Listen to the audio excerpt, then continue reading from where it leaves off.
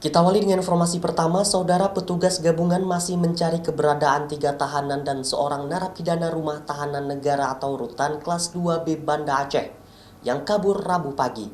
Selain menghubungi pihak keluarga, petugas juga menyebarkan foto para narapidana yang kabur. Keempat tahanan yang kabur dengan cara menjebol jeruji besi, kemudian lari menaiki atap dan memanjat tembok rutan menggunakan kain. Keempat tahanan yang kabur terdiri dari Zuhri bin Muhammad Yasin, Azmi Hanafiyah, Mulyadi bin Suid Ali, serta Sulaiman bin Abdul Hamid. Saat ini petugas sedang mencari keberadaan keempat tahanan yang kabur. Selain dibantu pihak kepolisian, petugas juga meminta pihak keluarga kooperatif serta menyebarkan foto keempat tahanan yang kabur. Di mana mereka lari melalui jejak atas yang ada di blok karantina dengan menggunakan kain sarung.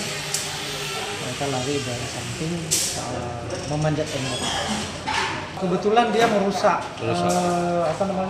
teralis besinya. Teralis besi yang ada di karantina dia rusak. Baru dia masuk dari sana melalui atap, baru dia turun dan manjat tembok.